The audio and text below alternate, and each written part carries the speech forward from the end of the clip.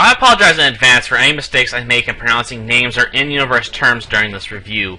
I've never been particularly interested in watching Bleach, and as such I've only ever seen a small handful of episodes that can be counted on one hand with fingers left over. But all of my knowledge of the series either comes from this game in particular, or reading articles on the Bleach wiki. With that being said, welcome to another episode of Licensed RPGs. In this episode we will be taking a look at Bleach the Third Phantom, a game released for the DS back in June of 2008 for Japan, and brought over to the States in September of 2009. And to be honest, Bleach the Third Phantom is kind of weird in comparison to other Bleach titles, since it's a turn-based strategy/tactical RPG instead of a fighting game. This isn't to say the game itself is bad though, but it definitely stands out when compared to the rest of the games associated with the franchise. Story-wise, this game features a spin-off timeline to the Bleach universe that was created by the creator of Bleach himself. As such, this game could be considered a form of canon, I guess, but it's hard to ignore the fact that certain events really can't be tied into the main storyline effectively, so I guess it's canon for the Bleach expanded universe. As far as the story goes, it is broken up into two distinct halves.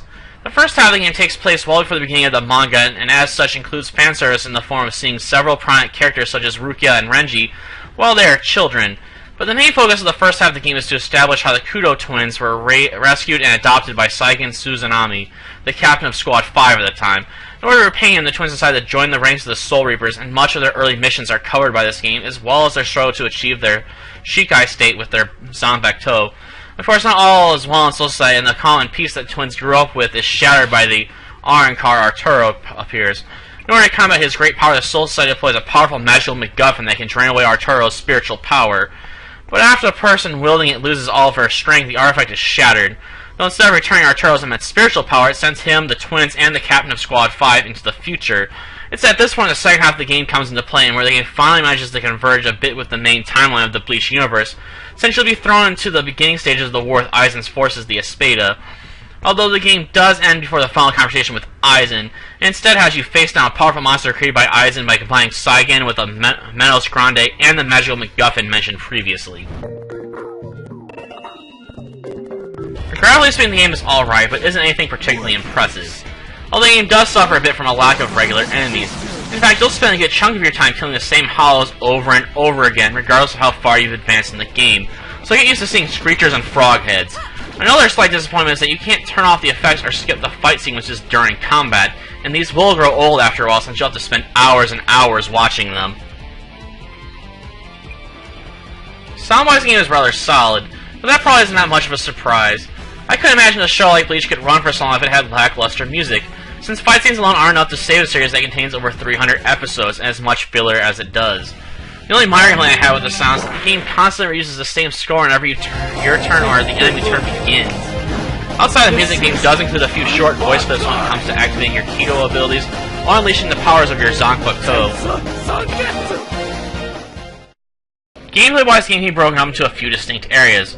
The most notable of these areas is combat. The combat in this game, as mentioned previously, is a turn-based strategy/tactical RPG that takes place on a grid-based system, and much like Fire Emblem, characters have strengths or weaknesses based not on their weapons, but their type.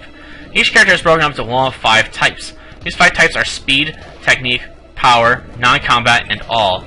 A character that has the Speed classification is strong against Technique characters, while Technique characters are strong against Power characters. And if you can't guess already, Power characters are strong against Speed characters. On the other hand, the special classes of Non-Combat and All are a bit different. Non-combat characters are entirely unable to attack or counterattack. These characters are largely from Squad 4, and as such are usually party healers and Kido users. Although there are a few characters such as Rukia who have a normal type classification, as well as powerful healing abilities in conjunction with offensive Kido techniques. Though before I forget about, the All classification is the only ever held by powerful enemies who are usually stage bosses. On the downside, this classification is strong against all character types, but on the upside, it's also weak to all character types as well, so it's not like the bosses will have an overwhelming advantage over you even if they have this classification type. Outside of types, another factor you have to consider in combat is that characters have a spiritual pressure gauge. As this gauge rises, so does your stats to a small degree.